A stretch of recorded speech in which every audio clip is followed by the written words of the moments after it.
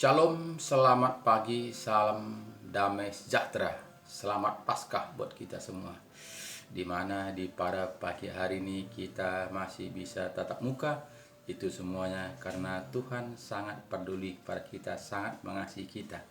Jadi Bapak Ibu Saudaraku yang saya kasih di dalam nama Tuhan Yesus, dimana di pada pagi hari ini kita masih diberikan kesempatan untuk merenungkan kebenaran-kebenaran firman Tuhan.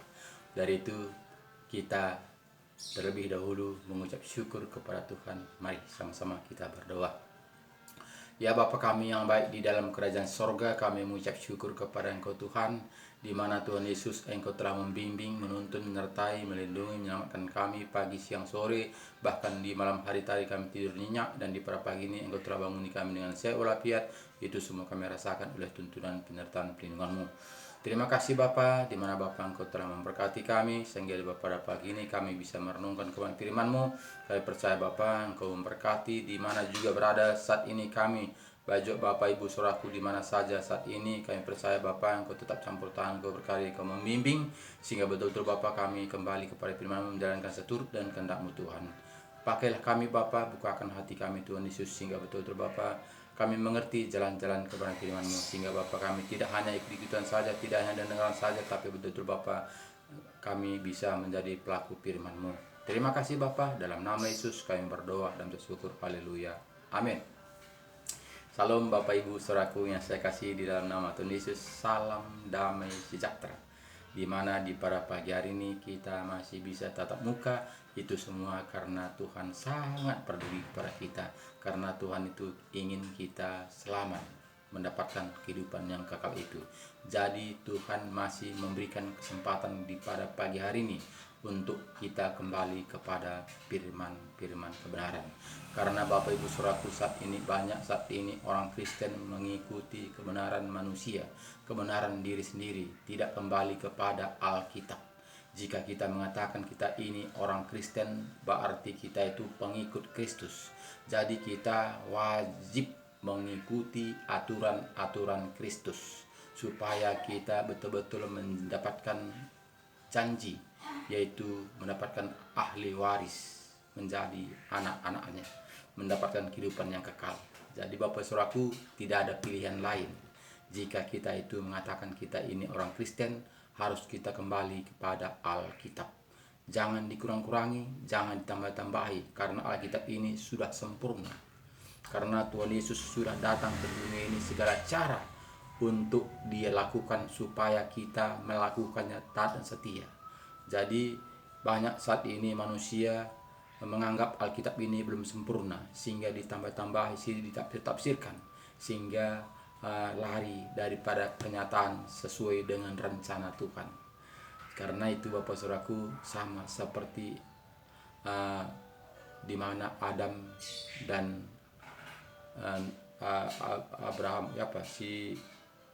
Adam dan Hawa, Tuhan mengatakan semua buah kayu ini boleh kamu makan, hanya satu di tengah-tengah kebun ini nggak bisa kamu makan, karena ini pohon kehidupan. Itu Tuhan berfirman. Ternyata Adam dan Hawa melanggar firman yang disampaikan Tuhan itu. Jadi Bapak Ibu Saudaraku, baik juga pada saat ini Tuhan juga sudah datang ke dunia ini untuk mengajari, membimbing segala cara Tuhan Yesus untuk mengajari kita, berfirman kepada kita supaya kita jangan melanggar firman Tuhan ini. Tapi manusia melanggar juga, ditambah-tambahi, dikurang-kurangi seturut dengan kehendak manusia. Jadi sama. Jadi tidak heran karena Adam dan Hawa juga melanggar, Bapak Saudaraku. Jadi sekarang tinggal kita, apakah kita mau kembali kepada gambaran Tuhan Yesus? Apakah kita masih mengikuti aturan-aturan manusia seturut dengan kehendak manusia? Itu tergantung kita masing-masing. Jika kita mau mendapatkan kehidupan yang kekal itu, mari kita taati setia, jangan dikurang-kurangi, jangan ditambah-tambahi, supaya Tuhan senang melihat kita akan diberi mahkota kerajaan sorga, yaitu mendapatkan kehidupan yang kekal itu. Jadi itu adalah pilihan kita, karena Tuhan sudah memberi pilihan kepada kita lebar, sempit, tergantung kita kemanakah arah tujuan kita. Jadi Bapak Ibu Saudaraku yang saya kasih, saat ini kita tahu bahwa Paskah, hari ini adalah Paskah, dimana semalam kita melihat Jumat Agung, itulah kematian Tuhan Yesus.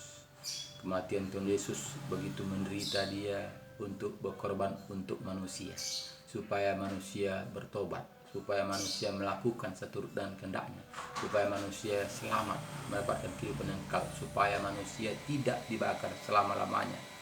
Namun begitu Bapak Saudaraku, manusia masih mengeraskan hati, tidak mau taat dan setia. Jadi siapakah yang salah, Saudaraku? Jadi banyak manusia mengatakan Tuhanlah yang salah. Kenapa dibuat tengah-tengah kebun itu, dibuat situ pohon terlarang, termakanlah buah kayunya. Itu kata manusia. Karena apa? Karena manusia ini banyak alasan, banyak dalih. Nah, jadi yang salah itu Tuhan. Kenapa dibuat situ pohon kehidupan? Dia mengatakan. Kenapa tidak taruh di pinggir atau dibuang saja? Dia katakan. Jadi begitu juga Bapak Saudaraku, saat ini manusia sangat susah diatur. Karena apa? Karena Tuhan Yesus datang ke dunia ini, segala cara dibuat perumpamaan, bahkan juga semua dilakukannya demi keselamatan manusia. Bahkan dia rela dikorban, disihina, disiksa, disalib untuk menebus dosa-dosa kita. Namun begitu kita tidak menghiraukannya, tidak kita melihat bagaimana penderitaan Tuhan Yesus. Bapak Ibu Saudaraku yang saya kasih, dalam nama Tuhan Yesus kita mengatakan Dia adalah Bapa kita. Bapak Ibu Saudaraku yang saya kasih, dalam nama Tuhan Yesus, siapa yang mau menderita, disiksa, dihina, diejek, diolok-olok, disalibkan untuk anaknya? Bapa mana yang mau di dalam dunia ini? Kurasa belum sanggup kita menghadapinya seperti Bapa kita itu.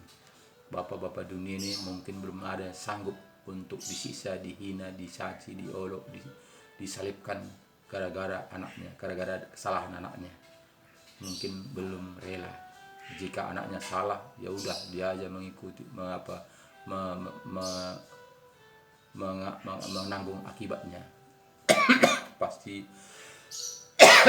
bapak-bapak mengadakan seperti itu, karena dia kok yang salah, dia yang berbuat, dia berarti dia menanggung akibatnya. Dia pasti mengatakan seperti itu. Tapi Bapa kita yang kita mengatakan Yesus Kristus itu menanggung dosa kita. Jadi Bapak Saudaraku, jika penderitaan Tuhan Yesus itu kita renungkan untuk dosa kita, tega-teganya kita tidak mau melakukan seturut dengan kehendaknya. Padahal dia supaya anakku ini jangan binasa, supaya anakku ini selamat, supaya anakku ini mendapatkan kehidupan yang kekal. Begitulah hati Bapa kita di sorga, sehingga dia rela menebus kita dengan tetes darah terakhir. Namun begitu manusia belum lagi mau melakukan seturut dengan kehendak Tuhan. Bagaimanalah hati Tuhan melihat kita, Bapak Saudaraku? Memang betullah seperti zaman-zaman Nuh, manusia saat ini Tuhan sangat menyesal menciptakan manusia, karena manusia tetap keras hati. Jadi Bapak Saudaraku, marilah buka hati kita. Jika kita mau mendapatkan kehidupan yang kekal itu, tidak ada pilihan lain. Tapi jika kita tidak mau, itu hak kita. Karena Tuhan tidak beri kita itu sama seperti mobil remote. Mobil remote mundur, ditekan mundur, dia akan mundur, maju, dia akan maju, kiri, dia akan kiri, kanan, dia akan kanan. Jadi kita tidak dibuat seperti mobil remote, tapi kita diberikan hak bebas. Sehingga saat ini banyak orang membebaskan dirinya sebebas-bebasnya. Jadi Bapak Saudaraku, itu bukanlah salah Tuhan, itu berarti salah kita.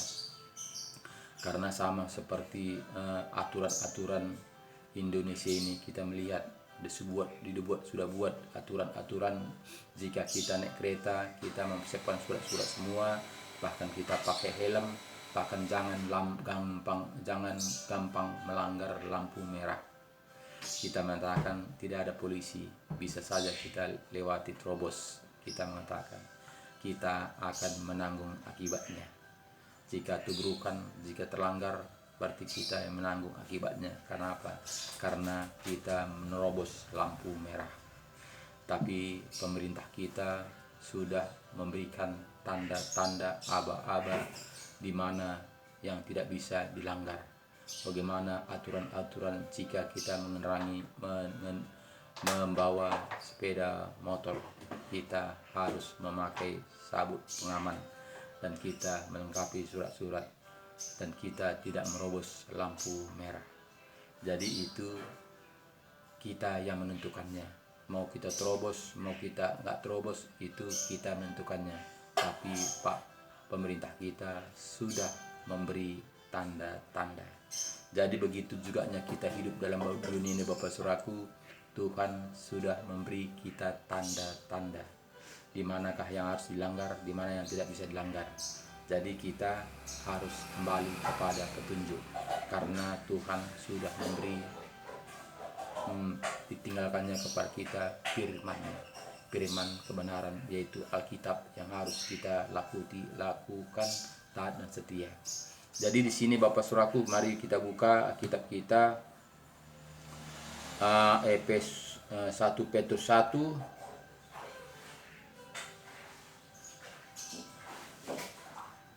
mulai ayat 13. Kekudusan dan kasih persaudaraan. Judulnya kekudusan dan kasih persaudaraan. Sebab itu siapkanlah akal budimu, waspadalah dan letakkanlah pengharapanmu seluruhnya atas kasih karunia yang dianugerahkan kepadamu pada waktu penyataan Yesus Kristus. Jadi di sini katanya Bapak Saudaraku, sebab itu siapkanlah akal budimu, waspadalah. Jadi kini kita siapkanlah akal budi kita. Jadi jangan kita terpancing oleh situasi dunia ini. Jangan kita terpancing oleh lingkungan kita. Jangan kita terpancing oleh tetangga kita, bahkan juga situasi-situasi yang kita alami saat ini. Tapi kita tahu diri siapa kita sebenarnya. Apakah kita anak dunia, apakah kita anak Tuhan. Kita mengatakan anak Tuhan, tentu kita berjalan seturut dengan kehendak Tuhan. Jadi kita nggak bisa kita mengatakan anak Tuhan tapi kita berjalan seturut dengan anak manusia. Itu tidak bisa. Karena apa? Karena kita sudah dipilih dari dunia ini untuk memiliki kehidupan yang kekal. Jadi itu tidak sama hitam dengan putih. Jadi di sini tadi katakannya kepada kita, sebab itu siapkanlah akal budimu, waspadalah dan letakkanlah pengharapanmu seluruhnya atas kasih karunia yang dianugerahkan kepadamu pada waktu penyataan Yesus Kristus. Hiduplah sebagai anak-anak yang taat dan jangan turuti hawa nafsu yang menguasai kamu pada waktu kebodohanmu. Jadi Bapak Saudaraku, banyak sekali kita dikuasai hawa nafsu kita. Jadi sehingga kita tidak terkontrol. Karena apa? Karena kita larut di dalam dunia ini. Karena apa? Karena kita memandang manusia, bukan kita memandang Tuhan. Jadi walaupun Yesus sudah menderita di kayu salib, bahkan kita memperingatinya hari Paskah ini, tapi kita tidak hanya merenungkannya, tapi kita hanya merayakannya, hanya kita memperingatinya tahun demi tahun, tapi tidak ada perubahan. Karena apa? Karena kita tidak menjadi darah daging. Karena kita itu menganggap kebiasaan saja. Bagaimana hari Paskah itu kita menganggap itu kebiasaan orang Kristen. Jadi kita tidak merenungkannya bagaimana penderitaan Bapa kita untuk menyelamatkan kita. Dia rela mati digantung di kayu salib untuk menyelamatkan umat manusia. Jadi Bapak Ibu Saudaraku, bagaimana perhatian kita? Jangan kita mengatakan aku sudah selamat, aku orang Kristen. Jangan kita mengatakan seperti itu, karena Kristen itu tidak bisa menyelamatkan. Karena mulut kita ini tidak bisa menyelamatkan. Hanya hati kita seturut dengan kelakuan kita, seturut dengan buahnya. Itu firman Tuhan mengatakan. Jadi kita menjadi anak-anak Tuhan ini nampak buahnya. Jadi tidak cukup hanya ke gereja saja memuji memuliakan nama Tuhan. Tidak cukup hanya kita mengatakan saya ini anak Tuhan, saya ini beriman, saya ini orang Kristen. Tidak cukup itu. Itu bagian luarnya saja. Tapi kita harus nampak buahnya. Kita harus berdampak kepada semua orang. Karena Tuhan mengatakan, kasihilah sama manusia seperti dirimu sendiri. Doakan musuh-musuhmu. Jadi kita tidak bisa ada akar pahit, tidak bisa ada dendam, tidak ada musuh kita. Karena apa? Karena kita sama adalah ciptaan manusia, ciptaan Tuhan. Semua kita manusia ciptaan Tuhan. Jadi tidak bisa saling menengki, tidak bisa saling akar pahit. Jadi Bapak Saudaraku, di sini jelas firman Tuhan mengatakan kepada kita tadi, tetapi hendaklah kamu menjadi kudus di dalam seluruh hidupmu, sama seperti Dia yang kudus yang telah memanggil kamu. Jadi hendaklah kamu kudus. Jadi Bapak Ibu Saudaraku, tidak cukup hanya percaya saja, tidak cukup hanya Kristen saja, tapi hendaklah kamu kudus karena Bapamu kudus. Firman Tuhan mengatakan. Jadi Bapak Saudaraku, banyak sekali sekarang kita mengaku-ngaku kita ini adalah anak Tuhan. Padahal kita tahu artinya Kristen itu adalah pengikut Kristus. Tapi kita tidak mau mengikut Kristus. Kita mau mengikuti aturan-aturan manusia. Jadi jika demikian Bapak Saudaraku, kemanakah kita akhirnya? Hanya di mulut kita aja hanya kita mengatakan kita ini Kristen, tapi kelakuan kita bukan seperti apa yang seturut dengan kehendak Tuhan. Jadi Bapak Saudaraku, sangat jelas firman Tuhan mengatakan kepada kita tadi, tetapi hendaklah kamu menjadi kudus di dalam seluruh hidupmu, sama seperti Dia yang kudus yang telah memanggil kamu. Sebab ada tertulis, kuduslah kamu sebab aku kudus. Jadi firman Tuhan mengatakan kuduslah. Apakah kita bisa kudus Bapak Saudaraku? Tentu tidak bisa. Karena apa? Karena kita masih hidup di dalam dunia. Tapi haruslah kita mengejar kekudusan itu Bapak Saudaraku.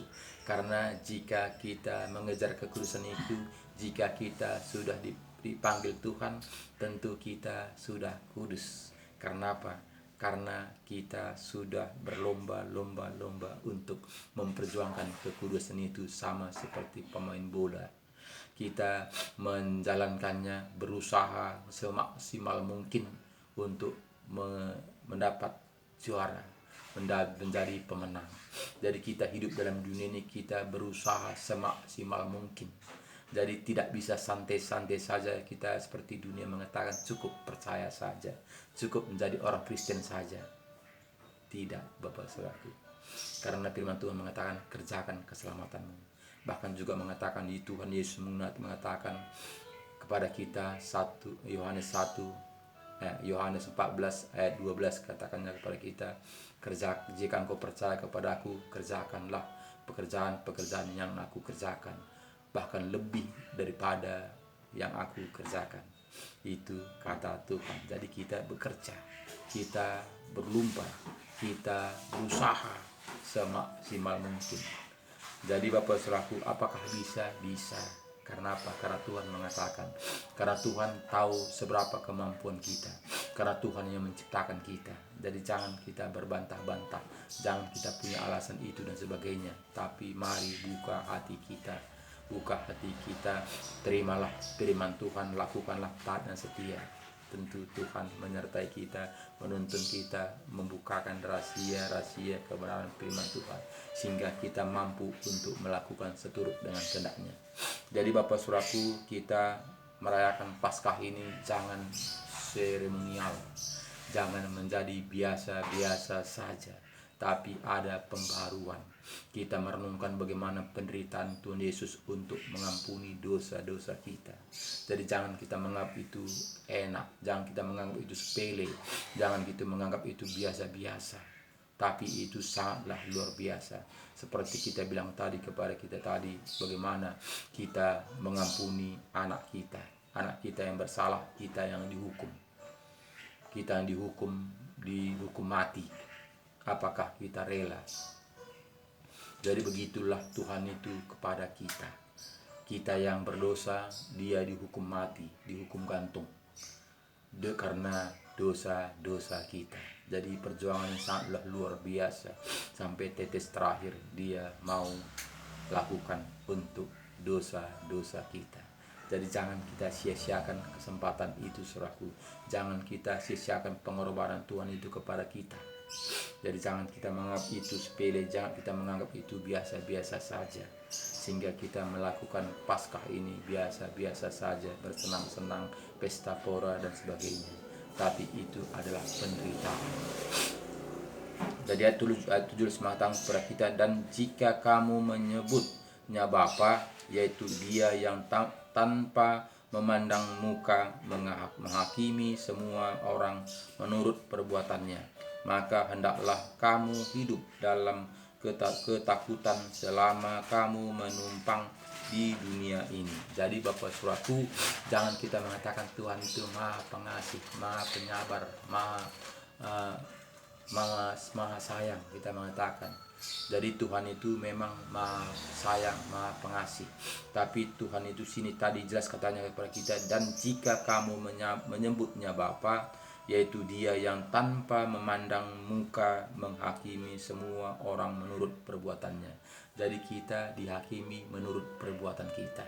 Jadi jangan kita mengatakan saya sudah selamat. Tidak. Kenapa? Karena kita dihakimi menurut perbuatan kita. Jadi ketika Yesus disalib di kayu salib, di situ kita menerima Yesus menjadi juru selamat pribadi kita, kita memang selamat, sama seperti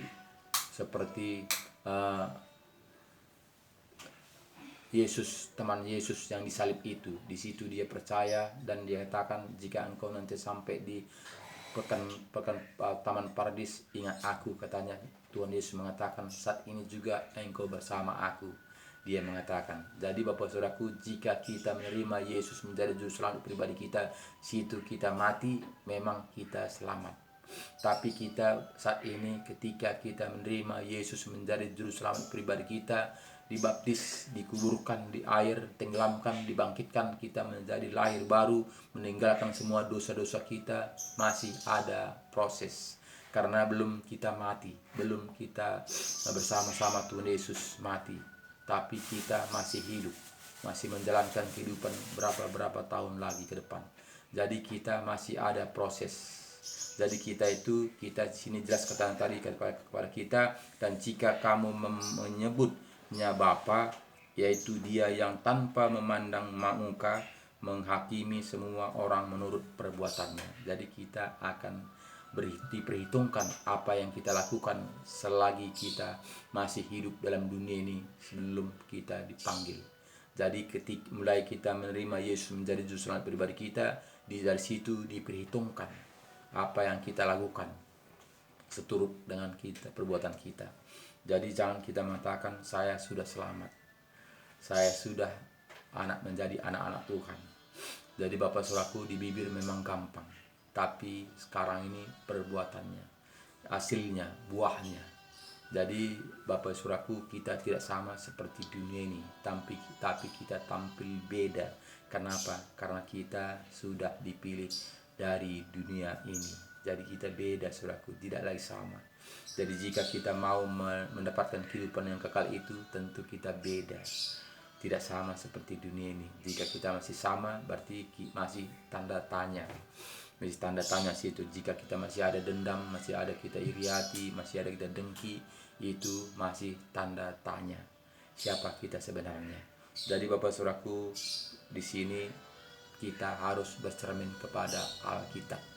Kita harus bercermin kepada petunjuk, di mana Yesus sudah memberikan petunjuk suratnya kepada kita.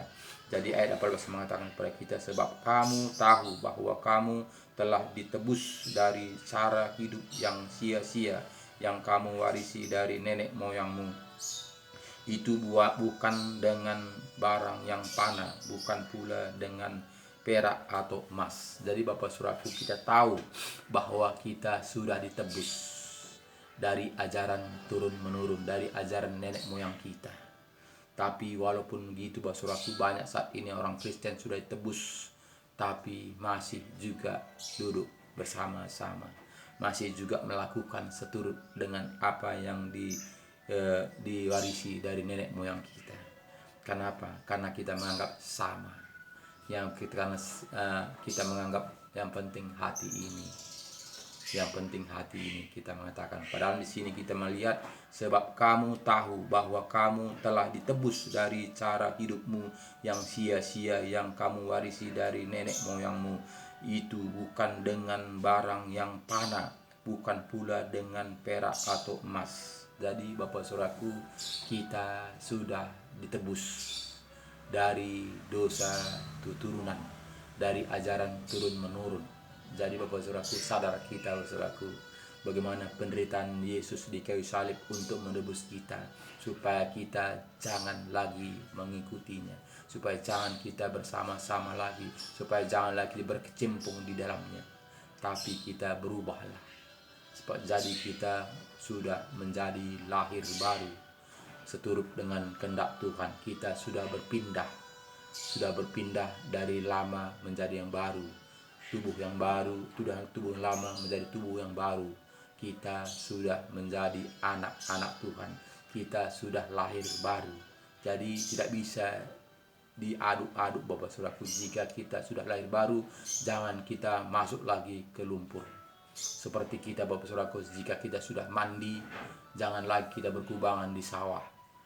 Jika kita sudah keluar dari sawah, kita sudah mandi, jangan masuk lagi ke dalam sawah. Tentu kita berlumpur lagi.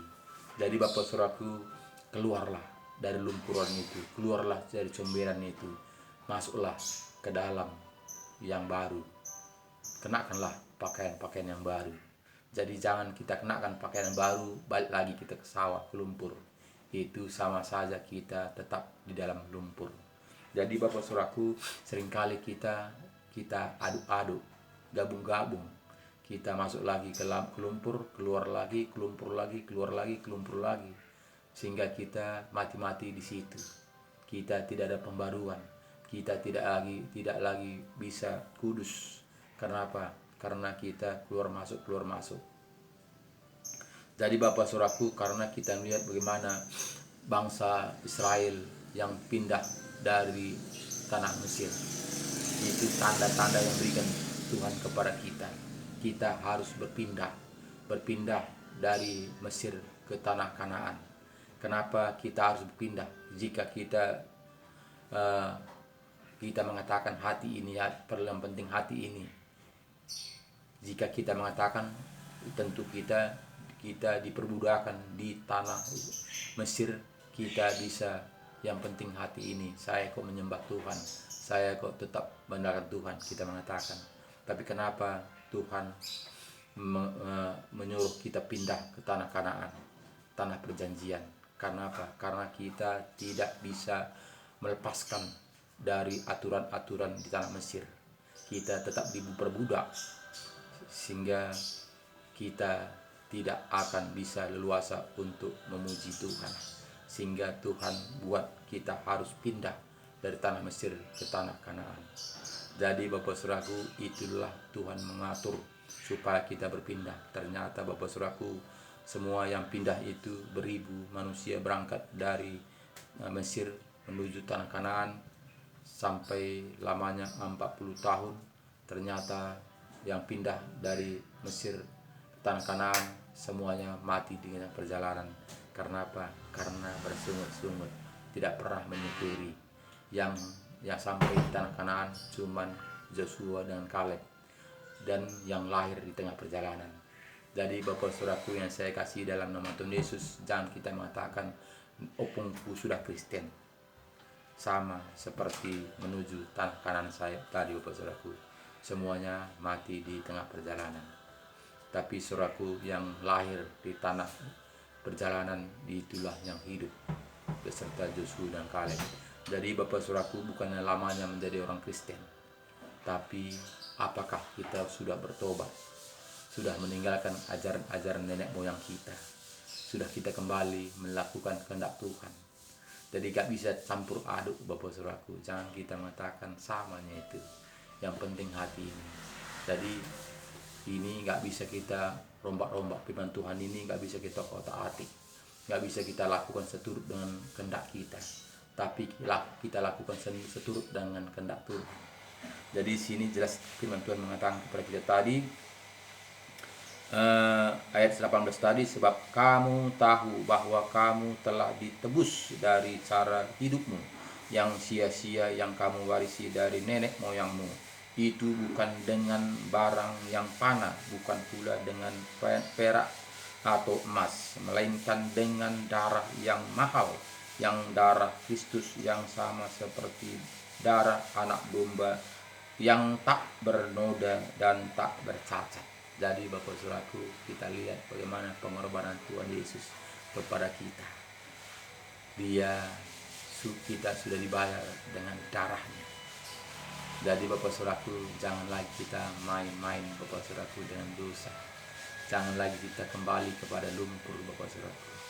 Tapi marilah kita benahi diri kita, karena Tuhan Yesus sudah membayar kita dengan begitu mahal, dengan darah Yesus. Bukan dengan perak emas, tapi dengan darahnya. Yaitu Bapak Saudaraku, marilah kembalilah kepada firman Tuhan. Jangan kita hanya ikut-ikutan saja. Jangan kita hanya mengikuti apa kata manusia. Jangan kita hanya mengikuti apa kata orang, tapi kita ikutilah kebenaran firman Tuhan, yaitu Alkitab yang diberikan Tuhan kepada kita, yang disuratkan Tuhan kepada kita. Itulah yang kita ikuti, taati dan setia, supaya kita mendapatkan kehidupan yang kekal itu. Jangan kita menganggap cukup percaya saja, cukup menjadi orang Kristen saja. Itu kata manusia. Kenapa? Karena kita melihat semua manusia yang meninggal, jika dia Kristen, apapun pekerjaannya, apapun lakukannya di dunia ini, semua memang hamba Tuhan mengatakan rohnya kembali kepada Bapa. Dia sekarang ini sudah senang bersama Bapa, tapi tubuhnya kembali kepada debu, karena dia diciptakan dari debu. Sehingga pikiran manusia, wah, rupanya enak menjadi orang Kristen, cukup menjadi orang Kristen selamat. Jadi Bapak Saudaraku, itu perkataan-perkataan manusia, bukan hanya perkataan kebenaran firman Tuhan. Jika kita kembali kepada Alkitab, tentu tidak demikian, tapi kita katanya harus berpindah.